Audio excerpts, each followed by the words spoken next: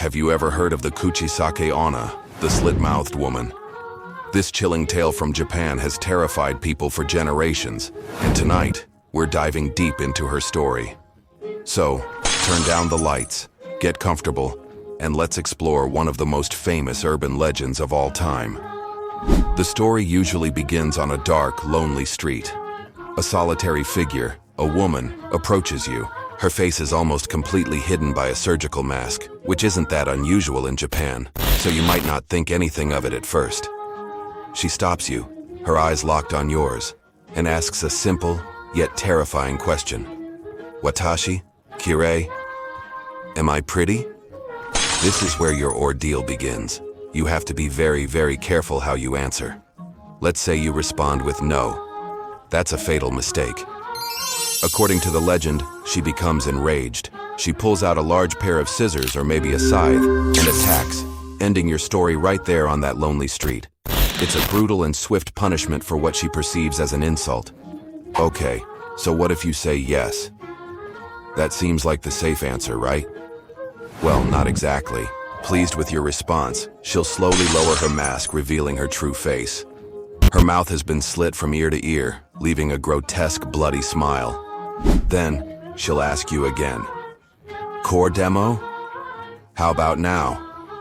Now you're in an even tougher spot. If you scream, hesitate, or change your answer to no, the outcome is the same as before. She will use her sharp weapon to make your face look just like hers, so you can share in her misery. Your own smile will be carved from ear to ear. It's a horrifying thought, isn't it? The idea that no matter what you say, you seem to be trapped. So, is there any way to escape the Kuchisake-onna? Over the years, people have come up with a few potential strategies.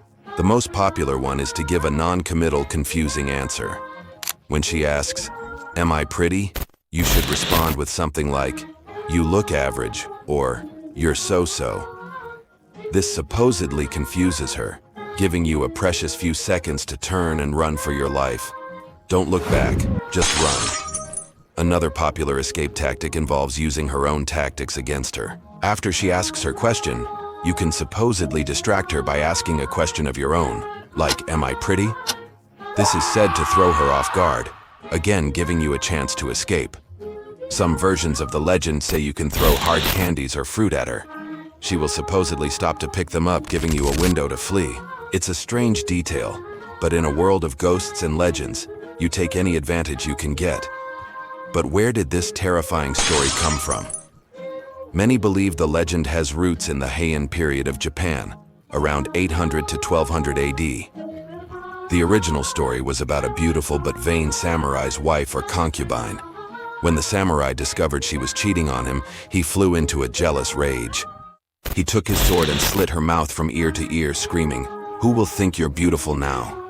Her vengeful spirit, her onryo, is said to be the original Kuchisake-onna, forever roaming the world, seeking validation and lashing out at those who can't give it to her. The legend saw a massive resurgence in 1979 in Japan, causing a nationwide panic. Reports of sightings spread like wildfire, and parents became so scared they would escort their children to and from school. Police patrols were even increased. Although no actual Kuchisake-onna was ever found, the fear she inspired was very, very real. It shows the power of a good story. What makes the Kuchisake-onna so enduringly scary? It's the impossible choice she presents. It's a classic damned if you do, damned if you don't scenario. She preys on common courtesy and turns it into a life or death situation. The simple act of answering a question becomes a trap. Thank you so much for joining me on this journey into the legend of the slit-mouthed woman. What do you think you would do if you met her? Let me know in the comments below. And if you enjoyed this dive into urban legends, please hit that like button and subscribe for more spooky stories. Stay safe out there, and see you next time.